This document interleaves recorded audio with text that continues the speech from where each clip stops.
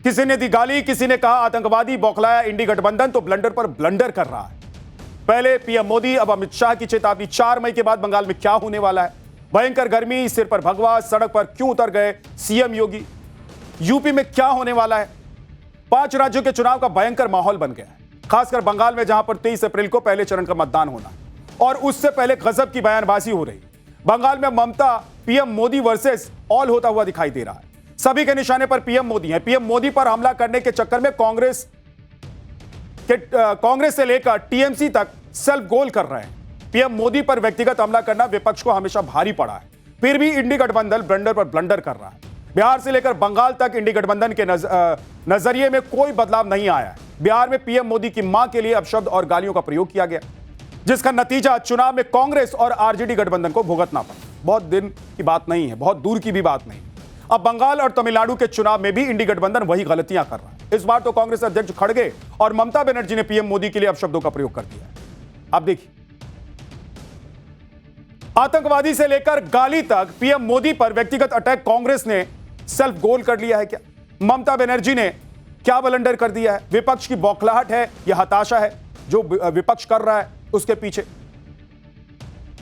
दरअसल बंगाल में इस बार बेहद कड़ा मुकाबला दिखाई दे रहा है। ममता बनर्जी शायद अपना सबसे मुश्किल चुनाव लड़ रही हैं और इसी वजह से वो टेंशन में। लेकिन कांग्रेस को किस बात की टेंशन है? कांग्रेस तो चुनावी लड़ाई में बहुत पीछे दिखाई दे रही है। फिर भी पीएम मोदी पर पर्सनल अटैक कांग्रेस की तरफ से किया जा रहा है। पीएम मोदी पर इन हमलों का बंगाल और तमिलनाडु चुनाव पर क्या असर पड़ेगा? क्या ममता बनर्जी को कोई डर सता रहा है? उधर यूपी में योगी आदित्यनाथ वर्सेस अखिलेश यादव क्यों हो गया है? भयंकर गर्मी में सिर पर भगवा साफा पहनकर सीएम योगी सड़क पर क्यों उतर आए? ये सब आपको बताऊंगा।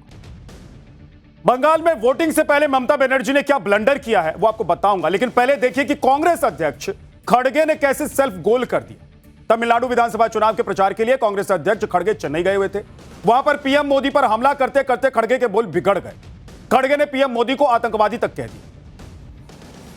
पीएम मोदी के लिए आतंकवादी शब्द का प्रयोग करके खड़गे ने बीजेपी को बैठे बिठाए मौका दे दिया। बीजेपी ने मल्लिकार्जुन खड़गे के पुराने बयानों के आधार पर भयंकर पलटवार कर दिया। आपको बताता हूं कि पीएम मोदी और आरएसएस पर अटैक करके कैसे खड़गे पहले भी परेशानी में फंस चुके हैं।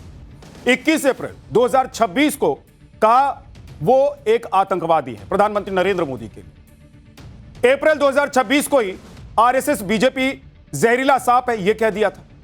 अक्टूबर 2025 में उन्होंने कहा था कि आरएसएस पर बैन लगा देना चाहिए। नवंबर 2024 में कहा कि बीजेपी आरएसएस जहरीले सांप जैसे हैं। अप्रैल 2023 में कहा कि पीएम मोदी जहरीले सांप की तरह। नवंबर 2022 में कहा था क्या मोदी के रावण की तरह 100 सिर हैं। दिसंबर 2022 में कहा था कि क्या देश के लिए बीजेपी से एक भी मरा। और इसी पर बीजेपी ने कांग्रेस और खड़गे पर पलटवार कर दिया। बीजेपी ने कहा है कि कांग्रेस की यही मानसिकता है। खड़गे ने राहुल गांधी के कहने पर पीएम मोदी को आतंकवादी कहा है। सुनिए संबित पात्रा ने और क्या कहा। आज कांग्रेस के अध्यक्ष श्री मल्लिकार्जुन खड़गे जी ने माननीय प्रधानमंत्री श्री नरेंद्र मोदी जी के लिए जिस प्रकार के शब्दों का चयन किया है, उन्हें टेररिस्ट, आतंकवादी कह के बुलाया है, यह न केवल निंदनीय है अपितु यह कांग्रेस पार्टी के मानसिकता को दर्शाता है। और यह कोई स्लिप ऑफ टंग भी नहीं है। और यह कोई, अगर वो सफाई भी दे रहे हैं तो आप याद रखिए जानबूझ के किया हुआ कांग्रेस का षड्यंत्र है। आप कुछ दिनों से देख रहे होंगे राहुल गांधी जी और कांग्रेस के तमाम नेता किस प्रकार की अभद्र टिप्पणी माननीय प्रधानमंत्री नरेंद्र मोदी जी के लिए कर रहे हैं। हर दिन राहुल गांधी जी अपने भाषण में प्रधानमंत्री जी के साथ तू तड़ाक वाला व्यवहार करते हैं। और आज तो अति हो गई जब राहुल जी के कहने पर मल्लिकार्जुन खड़गे जी ने प्रधानमंत्री जी को टेररिस्ट कह दिया। 2014 से लेकर अब तक 2026 तक कांग्रेस और विपक्षी पार्टियां यह देख चुकी हैं कि प्रधानमंत्री नरेंद्र मोदी को अपशब्द कहने का मतलब क्या होता है। भाई एक के बाद एक चुनाव हारते गया, लेकिन उसके बावजूद विपक्ष को लगता है कि पीएम मोदी को गाली दो, चुनाव जीत सकते। पीएम मोदी को आतंकवादी कहने के बाद मल्लिकार्जुन खड़गे ने हालांकि सफाई भी दी है। खड़गे ने कहा है कि पीएम मोदी लोगों को और राजनीतिक दलों को डराते रहते हैं। सारी संस्थाएं पीएम मोदी के कंट्रोल में। इस संदर्भ में उन्होंने ये बात कही। पीएम मोदी को आतंकवादी नहीं कहा था उन्होंने सफाई दी है। अब सुन लीजिए कि मल्लिकार्जुन खड़गे ने अपनी सफाई में क्या क्या कह दिया।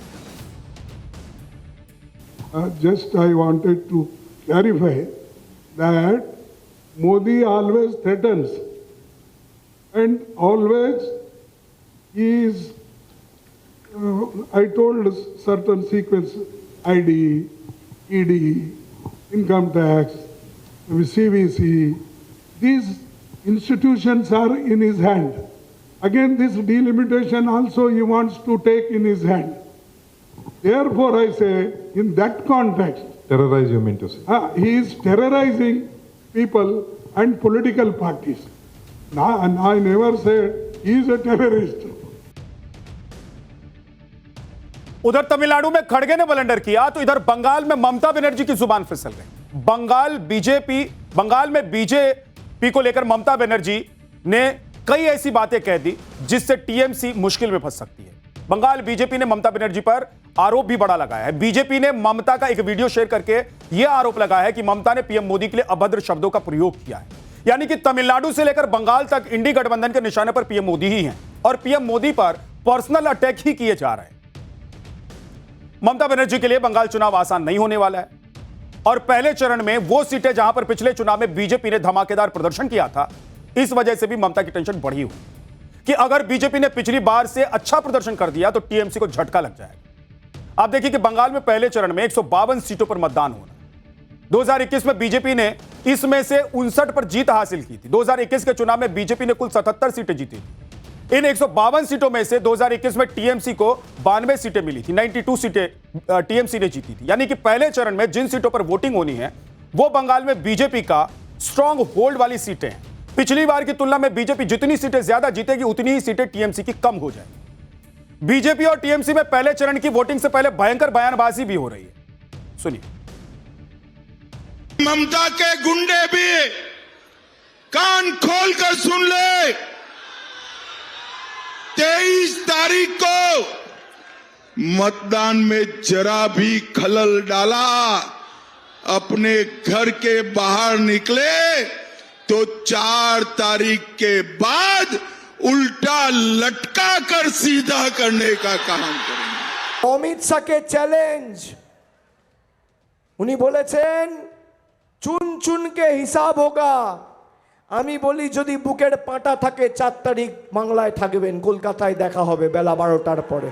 उनकी धमकियां, उनकी गुंडागर्दी की भाषा, उनका रोना धोना, ये 4 मई से पहले का एग्जिट पोल है।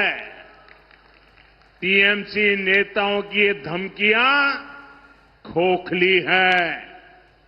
इन धमकियों के पीछे टीएमसी वालों का डर है। बंगाल में पहले चरण का चुनाव प्रचार थमने से पहले बीजेपी ने पूरी ताकत झोंक दी। अकेले गृहमंत्री अमित शाह ने एक ही दिन में ताबड़तोड़ 4 चुनावी रैलियां की। अमित शाह ने बंगाल के चांदीपुर में कहा कि अब बंगाल से ममता दीदी को टाटा बाय बाय कहने का वक्त आ गया है। आप भी अमित शाह को सुनिए। मैं दीदी को कहने आया हूं, दीदी टाटा बाय बाय। आपका समय समाप्त हुआ है। बहुत परेशान कर लिए बंगाल की जनता को। अब आपकी जाने की बारी है और कमल फूल के आने की बारी है। लेकिन ममता बनर्जी भी चुप बैठने वाली नहीं है। उधर ममता बनर्जी भी पूरी ताकत के साथ जुटी हुई। ममता बनर्जी ने कहा कि बीजेपी बंगाल पर जुल्म कर रही है और इसके खिलाफ आवाज उठानी ही होगी। ममता बनर्जी ने कहा कि बंगाल विजय के बाद दिल्ली में बीजेपी सरकार उनके निशाने पर होगी। दिल्ली में बीजेपी की सरकार भी जल्द ही जाने वाली है। एक बार सुनिए कि ममता बनर्जी ने क्या कहा। कि बंगाल जय करने का बाद हमारा टारगेट दिल्ली है। दिल्ली को हम छाड़ेगा नहीं। एक जुलूम, ईडी का जुलूम, सीबीआई का जुलूम, इनकम टैक्स का जुलूम, हर घर में बिजनेस के लिए इलेक्शन का टाइम में भी जुलूम कर रहे हैं। एक जुलूम का खिलाफ में आवाज उठाना जरूरी है। मैं आपको वादा कर सकती हूँ, अगर बीजेपी गवर्नमेंट दिल्ली से जाएगा, जाने ही वाला है कि वो अभी जो लोकसभा में हारा फिर हारेंगे, क्यों माइनॉरिटी गवर्नमेंट ऐसे नहीं चल सकता है।